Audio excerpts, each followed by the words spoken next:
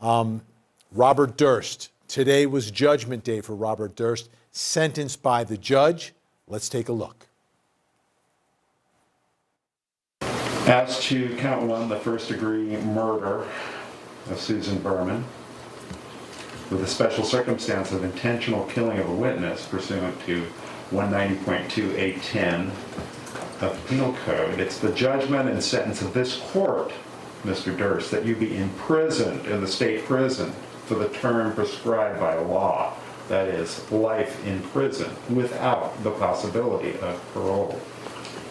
As to the special allegation that the defendant intentionally killed Susan Barman by means of lying in wait, as described in 190.2A15 of the Penal Code, the same sentence is imposed and stayed pursuant to Section 654 of the Penal Code. As to the allegation that the defendant personally and intentionally used a firearm in the commission of this offense, causing great public injury and death, pursuant to 1202.2.53D of the California Penal Code, the court imposes a term of 25 years to life in prison, consecutive. There it is. After all these years, finally a sentence of life without the possibility of parole for Robert Durst. Joining me tonight from Los Angeles, California, editor and publisher for crimestory.com and the Crime Story podcast, Carrie Antholis. Carrie, great to see you. Thanks so much for joining us tonight. Big news out in Los Angeles. You know, I think one thing everyone noticed as we were watching the judge read the sentence was the labored breathing of Robert Durst. What was going on there? You know, is he more ill? Is he realizing the moment? Is he feigning getting sick again? What's your take on what we saw inside that courtroom? You know, he definitely looks more frail than he did even during the latter part of the trial, Vinny. But I've always been surprised by Robert Durst. He can look terrible and still be perfectly lucid. I think we were all hoping and waiting for him to make some sort of statement at this hearing, but he made no such statement. Maybe he doesn't want to say anything that could harm his appeal. Well, I don't know. That's a long way down the road, and we know the way the wheels of justice turn. But looking at him, I mean, to me, he looked different today than he did during that entire trial. I mean, yeah, markedly different. Yeah, he's definitely more gaunt. He was slouching in his wheelchair. He was, I mean, I've seen him disheveled. I haven't seen him as pale as that, and I have him, but again, you just don't know with Robert Durst. One of my colleagues, we have this podcast called Jury Duty, the trial of Robert Durst. One of my colleagues said that Robert Durst will steal the center of attention even if he's just a brain in a jar. And I think that he's getting close to being just that right now. Absolutely. Well, let's talk about the victim in this case. I mean, it was a different kind of trial, right? I mean, so here we are at sentencing day, and she did have some people come into court today and speak on her behalf, right? Because yes, the victim, obviously, in a murder trial can't speak, but you want the victim to be real, and you want to hear from the family. And that actually happened here. Yes, 3 of her cousins came in. I had never seen or heard these people speak before. One of them, perhaps the most affecting of the group, was Davy Barman, her cousin. I believe he's the son of Chicky Barman, Susan Barman's father's brother. And Chicky and Davy were well-known gangsters, part of Murder, Inc. But Davy Barman, who is named after his uncle, spoke very movingly. He's got an Idaho kind of Midwestern accent. He was wearing suspenders and jeans, but he spoke as succinctly and as compassionately for Kathy Durst's memory, for asking Robert Durst to honor Susan's memory by telling us what happened to Kathy. So where does this leave us now in this entire Robert Durst saga, right? This was a trial unlike any trial we've ever seen. I mean, it was Absolutely. between the length of it, the delay due to COVID, and then the jury watching this production put together by the prosecution, actually watching a movie during the course of the case, unlike anything we've ever seen. And then the testimony, of course, of Robert Durst. So where does this leave us now as today? Where it leaves us, where it leaves us, Vinny, is that as I understand it, Westchester County is on the verge of indicting Robert Durst for the murder of Kathy McCormick Durst. I expect that that's going to happen. Now, I think that it's going to be very difficult for them to prove that case, and this is why. John Lewin, people may dispute how long he took to put the case together, how much detail he went into, but you can't argue with the success that he had. These jurors overwhelmingly voted guilty.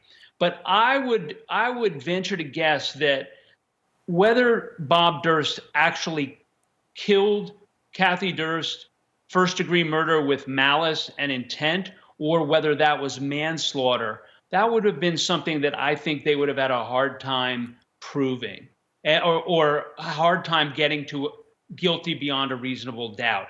And that will be the challenge for a prosecutor in New York, because the statute of limitations, as I understand it, has run on manslaughter, and the only thing that they can prosecute him for now is intentional murder. And so that's the limbo that I think this case is in. And, that's what we'll be watching for in the weeks and months ahead. All right, Carrie Antholis joining us, crimestory.com, the Crime Story podcast, and Jury Duty as well podcast. Thanks so much, Carrie. Always great to have you on the show. Thanks, Vinny. Thanks for having me. All right, let's get some reaction now from our think tank joining us tonight in the Bronx, New York, criminal defense attorney Renee Hill. In Houston, Texas, criminal defense attorney Carmen Rowe. And in Fort Lauderdale, Florida, criminal defense attorney and civil rights attorney Casey Early. Great to see everyone tonight on this Thursday, but I have to start with Carmen. Tonight. Robert Durst went down big time, life without the possibility of parole. What are you thinking about tonight? What do you think the final the final story that needs to be told now about Robert Durst? Because this jury did not believe him, did not believe his attorneys. Vinny, I think he is the center of attention. I think he'll always be. This story will forever be one of the most bizarre trials we've ever seen. But, my people, he is knocking on death's door. So, it's really sad to see him in this physical state. It doesn't surprise me at all. Going through a trial like that, these lawyers are physically exhausted. But somebody who's as frail and as ill as he is, to have gone through all that, I think we're seeing the physical manifestation of all the stress and just the deflation that this verdict has to be for Robert Durst. And I think he thought he could talk his way out of this like he did here in Galveston, Texas. And unfortunately, that didn't play out for him. And I think that we are going to see an end to all of this sooner rather than later, because I just don't think his health is going to last much longer from what we see. Renee Hill, which is sadder, the status of Robert Durst or the fact that it took this many years to get justice in the case? Well, I think it's both. The prosecutors took such a long time, bringing this case, but maybe it really just took them that long to put it all together. And I agree with everything that Carmen said. This case is going to go down in history. He looks terrible. He reminds me of the character Mr. Mercedes in the Stephen King novel, because he looks like death just sitting there. And, that's very sad as well. But I definitely believe that this is a trial that will certainly be remembered. I think that him taking the stand was to his detriment. And I believe that he probably felt like this was his last hurrah. So why not get on the stand and just lay it all out there? It didn't go in his favor, and I think it's now starting to really take its toll on him. Casey, what do you think we saw when we're looking at Robert Durst today in court? Is this a guy who was going to put on a show, I'm just a frail man, and that's the way he wanted to leave it? Or do you think he's legitimately understanding where he is right now. He's a convicted murderer who will never, ever, ever get out of prison. He was putting on a show. If you notice, he was slouching in his wheelchair. He looked frail. He looked like he was dying. At one point, he's gasping for air. And then after his sentence was pronounced, he sat up in his chair. And, you know, it's unfortunate because I truly believe that he does not have a repentful heart. And he knows where Kathleen is. And I believe that possibly maybe he should just repent and just clean his heart and, you know, take his last breath in dignity and peace. But he's definitely put it on a show to the very end. Unbelievable. I want to take a listen. And Carrie described it so eloquently. Here's Davy Berman, Susan Berman's cousin, making one of the victim impact statements today. He should let us know where Kathy's body is so her family can get some closure. How about that? To me, I don't see Robert Durst ever doing that, ever admitting anything. But do you think there could be a change of heart knowing he's never leaving prison, Carmen Rowe, that maybe he'll at least release that information? Never. Not with this narcissist. I don't think there's any way. I mean, he's going to go down swinging. They're going to appeal. He's going to keep fighting as long as he can. And there is no way that, one, he expresses any remorse for any of his actions in any of this, but he maintains his status in the center of attention as long as he has that information. And I think he dies with every bit of that information, including all the secrets around the death of Kathy. And I think it's unfortunate and sad for the family, but I don't think we will ever hear him admit to anything, certainly not tell us where the body is.